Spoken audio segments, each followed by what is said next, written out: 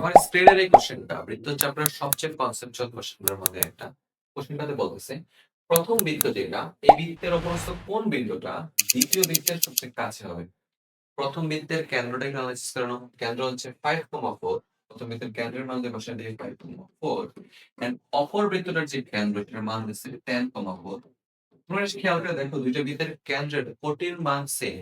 কোটির মান সেম হওয়ার কারণে আমরা চিন্তা করতে পারি দুইটা কেন্দ্রের মধ্যগামী যেটা সরল রেখা আছে সরল রেখাটা অবশ্যই আনুভূমিক রাখতে হবে।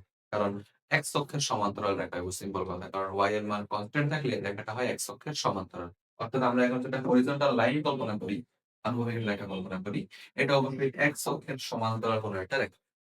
যদি মূলবিন্দু কল্পনা করি এটা রেখে, এটা যদি মূলবিন্দু কল্পনা করি ধরো এটা হচ্ছে আমার মূলবিন্দু 0,0 তাই মূলবিন্দুর সাপেক্ষে প্রথম বৃত্তটার ডান পাশে আমার দ্বিতীয় বৃত্তটা অবস্থিত। প্রথম বৃত্তটা মূলবিন্দু থেকে কতটা দূরত্বে আছে? ঠিক 5 একক দূরত্বে আছে। বুঝতে পারলাম। এবং প্রথম বৃত্তের উপর কোন বিন্দুটা দ্বিতীয় বৃত্তের সবচেয়ে কাছে হবে? ঠিক এই বিন্দুটা, অর্থাৎ এই পয়েন্টটাই, এই বিন্দুটাই দ্বিতীয় বৃত্তের সবচেয়ে ক্লোজেস্ট পয়েন্ট। কেন্দ্রের স্থানাঙ্কটা যদি হয়ে যায় আমার কেন্দ্র পর্যন্ত যদি হয়ে যায় 5 একক, ক্ষেত্র যদি হয় 5 একক, তাহলে এই কেন্দ্রের সাপেক্ষে এই দূরত্বটা কত হয়ে যাবে? ব্যাসার্ধের সমান না? ব্যাসার্ধ রাখলে আমার 2 একক না?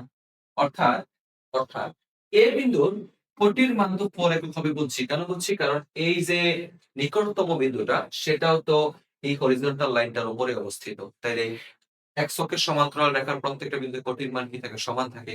তাই এই কেন্দ্রের কোটি এবং আমার নিকটতম বিন্দুর কোটিটা কি সমান। চিন্তা করে দেখো তো ভুজের মান এতটুকু অব্দি যদি ভুজ হয় 5 একক, তাহলে যদি সামনে যাই কতটুকু একক যেতে হবে? ব্যাসার্ধ পরিমাণ 2 একক যেতে হবে। অর্থাৎ এখানকার ভুজের মান হবে 5 + 2 বা 7 একক। অর্থাৎ এ বিন্দুর স্থানাঙ্ক হচ্ছে 7,4 অর্থাৎ সি। একদম সিম্পল একটা কোশ্চেন।